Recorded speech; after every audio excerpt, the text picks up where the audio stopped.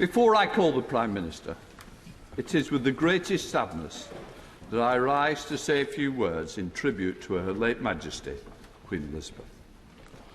Almost all of us in the House have experienced no other monarch this country's throne but Her late Majesty. There are indeed only a score or so members in this House who have already been born, let alone who can recall a time when she wasn't the Queen.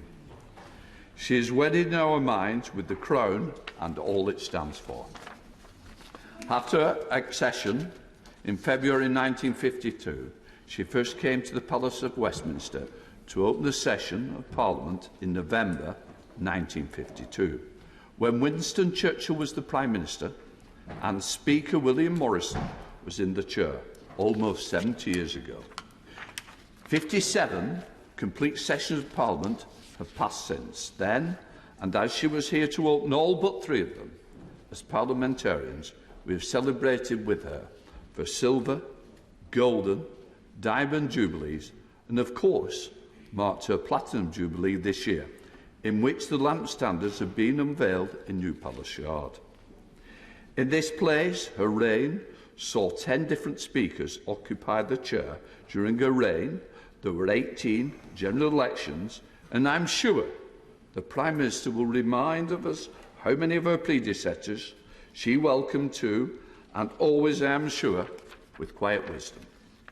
As the longest-serving monarch this country has known, she would have been assured of a notable entry in our history books, even were it not for the magnificence in which she undertook the role as Queen, but for a magnificent service, and what a service that entailed, not just as head of the nation, but head of the Commonwealth, head of the Armed Forces, and Supreme Governor of the Church of England.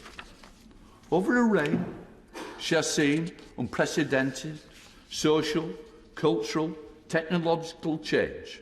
Through it all, she was the most conscientious and dutiful of monarchs.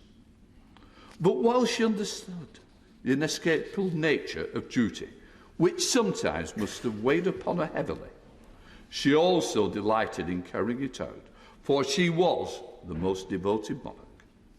As well as Queen, she was a wife, a mother, a grandmother and great-grandmother, roles she carried out with the same sense of vocation as well as human kindness as the role of Queen.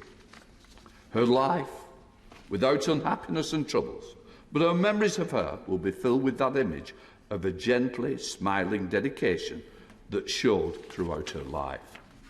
Indeed, while this is a time of very considerable sadness, those memories of a noble, gracious lady who devoted her life to her family, the United Kingdom, and those nations around the world whom she served as Queen, will bring us some consolation and joy. My deepest sympathies are with His Majesty, the King, and other members of the royal family, to whom I commend all our sincere condolences and support at this very, very sad time. Yeah.